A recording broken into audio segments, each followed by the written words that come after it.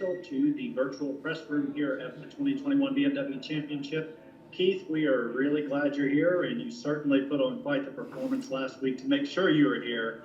I wish you could have seen me on the couch pulling my Keith Mitchell rooting with the birdies in the last three holes to get here. Just great. And just, I know you talked about it, but if you could just kind of recap those last three holes, your mindset, exactly, did you know what you needed to do going into it, that kind of thing?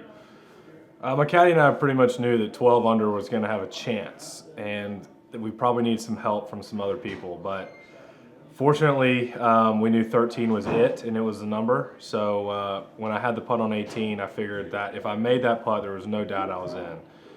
So that was really the deciding factor. Prior to that, I really had a tough stretch of 13, 14, and 15. Tried to stay in it and really not try to get myself out after I buried the last three holes, and here we are. That's fantastic. You're making your third start in the BMW Championship. I know the course has changed and so forth, but how exciting is it to get to this next second stage in the FedEx playoffs? Well, it's huge as for next season, let alone just to have a run for the FedEx Cup and go and have another chance to get to Atlanta.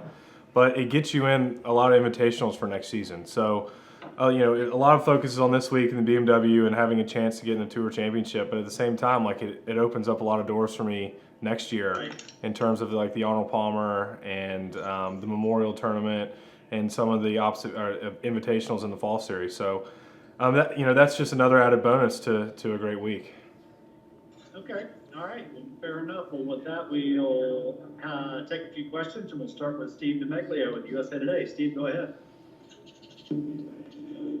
Keith, years from now, when you're nursing your Michelob Ultra, what will you remember most?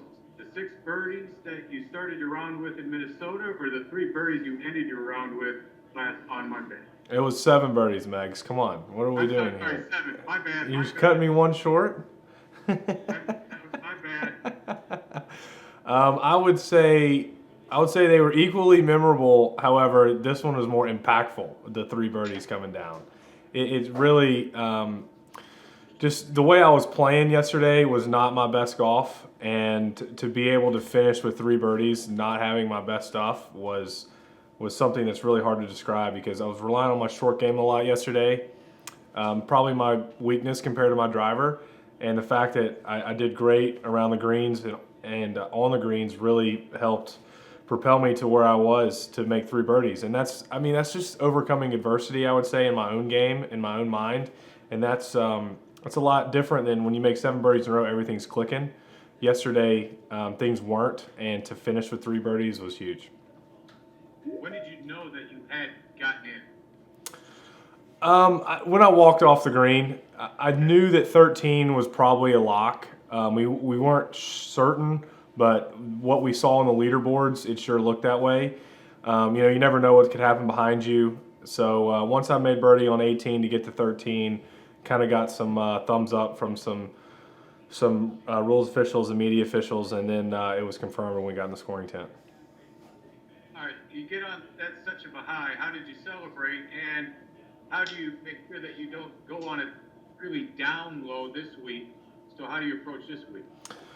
Well, we just got in the car and drove straight here. That's the only option we had. We ended up, I just kind of showered, changed, cleaned out my locker, and drove 3 hours and got in at about 10 o'clock last night. Tried to sleep in a little bit, and then really have to turn and burn and go play 18 holes a day. I've never played this golf course before. I've never seen it. I'm not in the Pro-Am. So my only opportunity to prepare it for this week is pretty much right after this interview. So how do you approach going forward this week?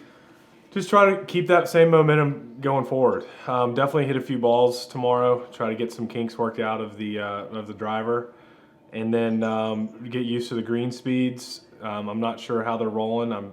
Yesterday's were pretty slow compared to the 7 inches of rain. So probably check these out, see what the differences are. Hit a few chips, and then make sure you know what your clubs are off the tee. Once you do that, it's just pretty much all execution.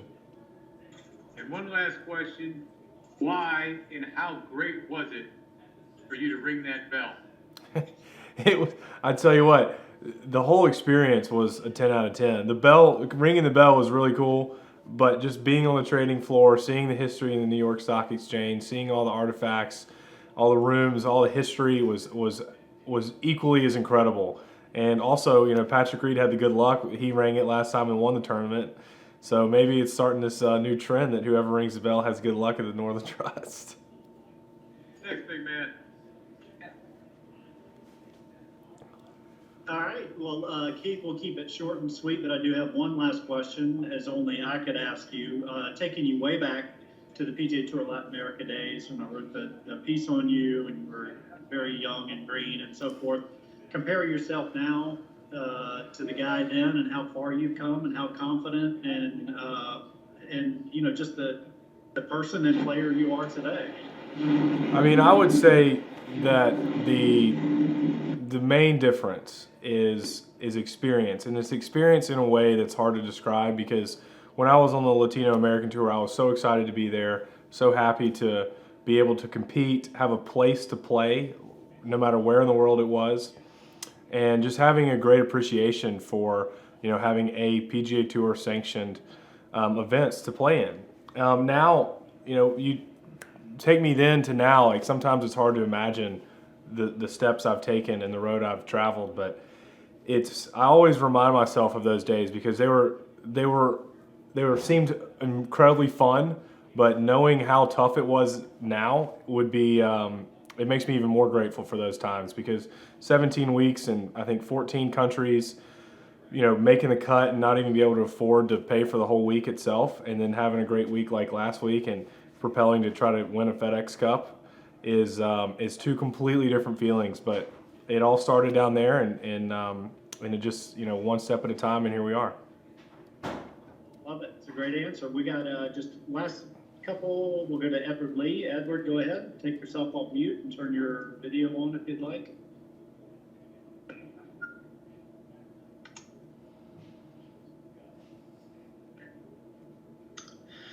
Hi, Keith. I just wanted to ask you, this is the first time the PGA Tour has returned to Baltimore since 1962. So I'm curious, what kind of reception do you anticipate receiving?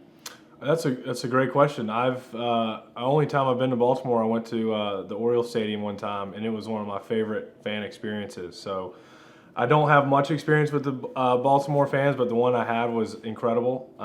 Especially not being an Orioles fan at the time kind of led me to follow them a little bit, just because this ballpark was so awesome. So hopefully you can get some sort of atmosphere close to that this week. I know it's going to be hot, but it's a beautiful track, fun golf course, and hopefully we have some great fans show up. And if I could ask a follow-up, I think you referenced this earlier, but you have not played this course before. You just got down here.